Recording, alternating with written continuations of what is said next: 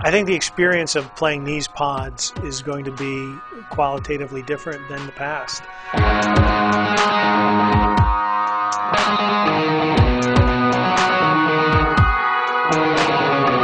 The reason we went back and wanted to redo all the modeling technology is, one, just because there's things that we've always known that we wanted to achieve, but we were limited by the resources available in the individual chips. Analog Devices came out with another chip which has just a bit more oomph so that we can get all of these effects to work as well as squeeze in HDM modeling.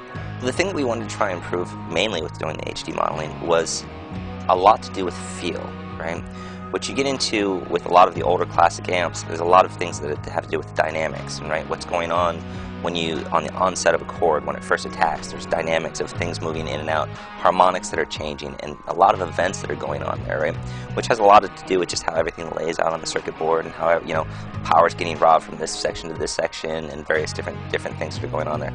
So we really wanted to try and get that tactile sense, right? Because to a lot of people, we had the sonic sense, right? And, you know, original pods and stuff like that, everybody's like, in the studio, this sounds great, right? But when I got on the stage and they tried to play it on their hand, they're like, it just doesn't feel the same as what we're used to, right? And so it's that tactile sense that we were trying to get back, and that's really the crux of what we were going for. When we went back to the drawing board and developed this new technology, we knew we had to focus our efforts very sharply. And so we set about finding and choosing those amps that we thought were absolutely essential to have in a collection, and then trying to fill those out with amps that our customers might not have access to, but they'd have a lot of interest in. Since the last wave of modeling, there have been new favorite amps that have popped up, new boutique amps, new favorites that have kind of become trendy, that are hard to find, and really kind of looked at where the holes were and what people were sort of asking for and tried to acquire that. We knew we were going to be really intensively looking at these amplifiers and wanted them to be performing at the best of their ability. We took them to the best, I think the best amp tech in LA, and he dialed them all in for us. We would bit by bit take them to Amp Hole, which is owned by Bob Dixon. He's one of the top guys, I think, in the amp restoration world. Bob has worked on over 25,000 amps in his career, as well as working with, you know, huge acts like the Rolling Stones. Zakk Wylde, he does Queens of the Stone Age, John Frusciante. I mean, just the list goes on and on of all the people whose gear he works on. So he's well respected. Interestingly enough, the pod, obviously the original one was a kidney bean. It was a desktop unit. But over the years, as computer recording has changed and plugins have gotten more popular, pod has really hit a stride as a performance unit. It's really become more popular on the floor than it is on the desktop. And so when we were looking at a next generation pod, it was an obvious choice for us to go for the floor. The pod HD 300, 400, and 500 all sound exactly the same. They have the exact same amp modeling. They all sound fantastic. But we have split them up a little bit differently in terms of the UI. 300 guy is looking for flexibility and, you know, kind of the latest, greatest new stuff from Line 6. Doesn't need extra bells and whistles. They're just looking for all the kind of core key features.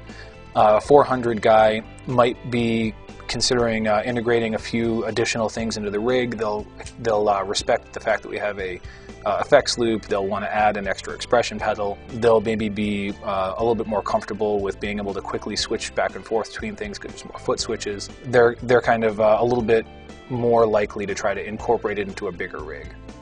The 500 guy, on the other hand, is the person that likes to get in and have total control over all the different aspects of the tone. Likes to be able to tweak, likes to be able to route things, likes to be able to build real beautiful, complicated signal flows.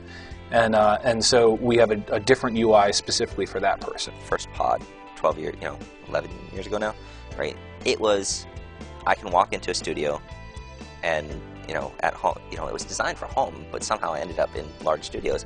But I can turn a knob and in an instant have a good sound, right? And if it was the most authentic sound, it didn't really matter because it was just so instant and fun, right? The fun factor was majorly high.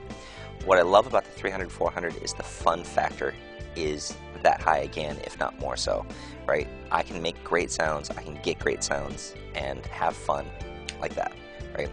And then if you get into, I'm much more of a person who wants to get into like programming, and I want to do things that I can only imagine, right?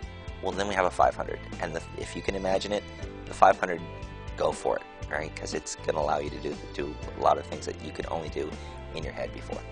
Go upstairs and you'll hear, wacky sounds coming out at, as the day winds down. And I think that's a great sign that we who are so intimate with the products are also still get a lot of enjoyment out of them. I like it a huge amount as a guitarist, and I think that's probably my preference, is that as a guitarist this is amazing.